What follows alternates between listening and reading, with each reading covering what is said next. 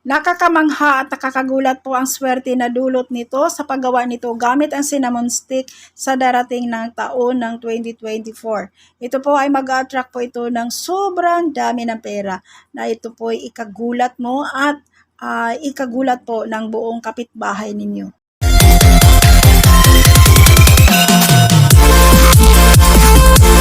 Sa paggawa nito guys, magugulat po kayo sa resulta nito kasi po isang napakabisang paraan po ito kung paano makapag-attract ng swerte. Kung kayo ba po ay mahilig tumaya sa mga lottery, ayan, itry lamang ninyo ito, wala naman pong mawala.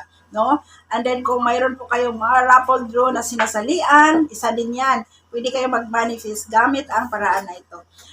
Sa video natin ngayon, ituturo ko po sa inyo kung paano natin gamitin ang tubig po at ang asin na may cinnamon stick. Kung paano ito gamitin, itong mga bagay na ito, kung bakit malakas ito mag-attract ng swerte. Lalo po pagdating po sa pera. So kung ikaw man ay nahihirapan po financially, marami kang mga gustong lutasin, bayaran, itry lamang ito. Mag-manifest ka na may bukal ang iyong loob, 100% yung paniniwala mo na ikaw po ay may swerte na darating, talagang ma-attract mo yan. Kasi po napaka-importante po sa atin ang ating isip. Kasi once na tayo po ay positive mag-isip, ayan, ma-attract mo talaga kung ano yung gusto mong marating or gusto mong mangyari sa iyong buhay. Kaya napaka-importante po ang ating mindset, no? Kung tawagin.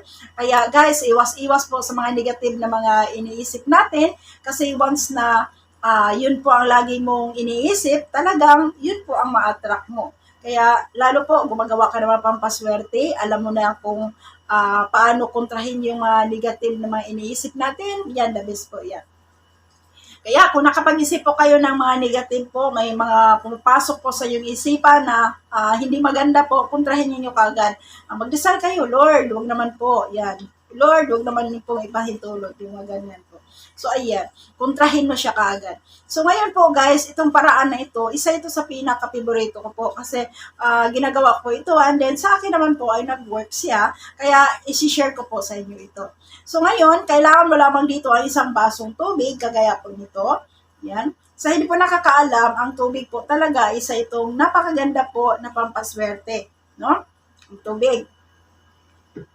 And then, kailangan natin dito yung ating cinnamon stick.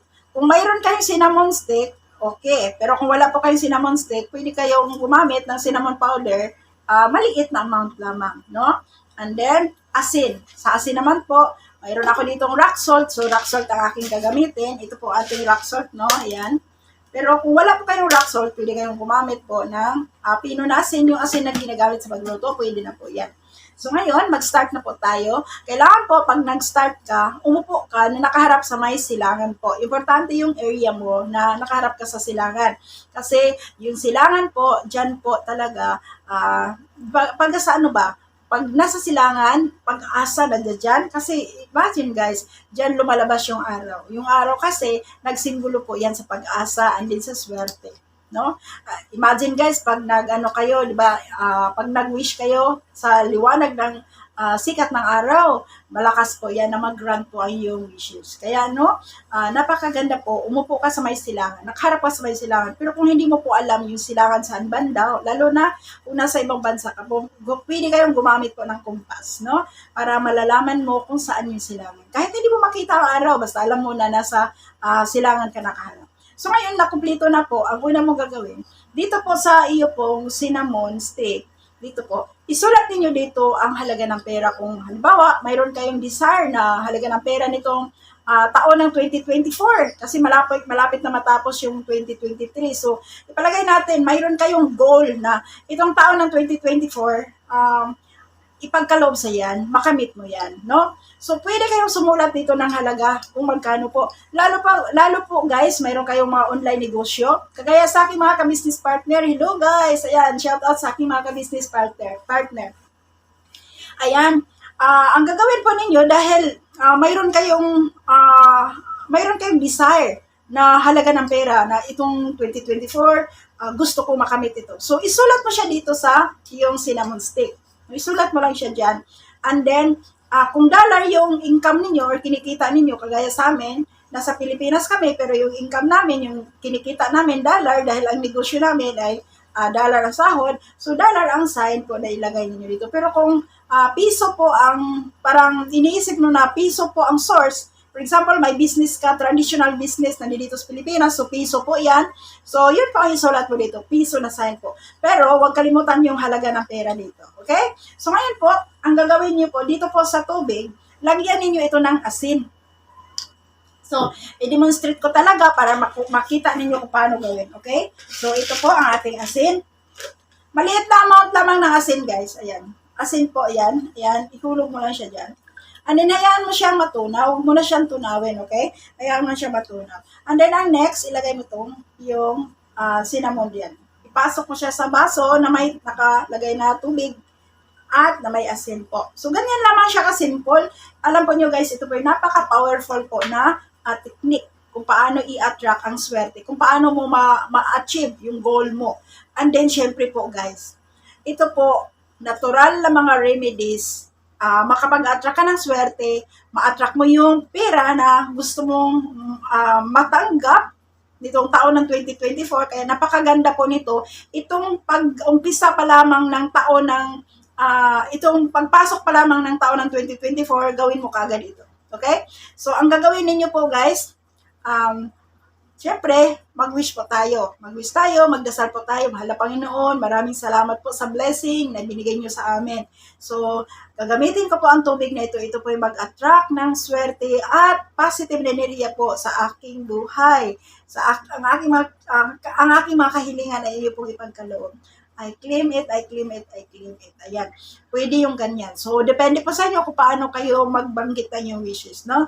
And then, pagkatapos po nito, guys, ang gagawin po ninyo dito, ilagay mo po ito doon sa may bandang silangan po. Kung may bintana po kayo dyan na talagang, alam mo, nandyan yung matamaan sa araw, for example, ilagay mo siya doon. Pero kung wala po yung may area na yan, lalo po sa ibang bansa, ang gagawin ninyo po, doon mo siya ilagay sa ilalim ng yung cut tray or higaan po ninyo habang kayo natutulog.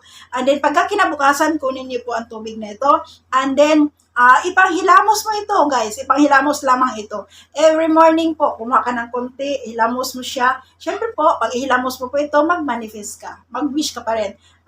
Swerte sa akin ay ipagkaloob. Then, ibasa mo yun. Basain mo yung mukha mo.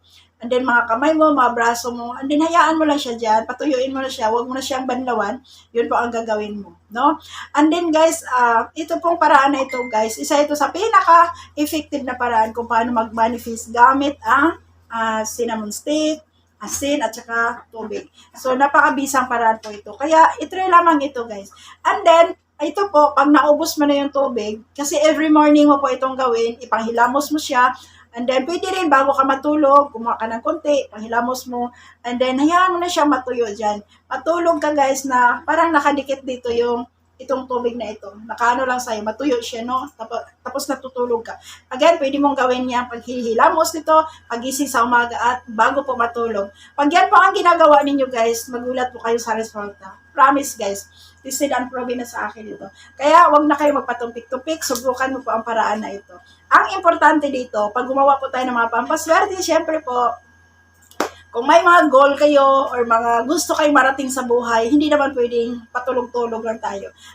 Sipagan lalo, magsipag tayo, and then, halimbawa po, makakita po kayo ng mga opportunity na, itong opportunity na ito, pwede akong kikita dito, pwede akong kumita dito, i-grab mo na kaagad. Huwag ka na magdalawang isip. Kaya guys, mayroon po akong online negosyo po. Baka gusto ninyo ring matuto kung paano umpisahan yung online negosyo ninyo. Imagine guys ha, maliit na halaga pero yung market ninyo ay napakalaking market po. International po ang ating negosyo, ang ating market, no?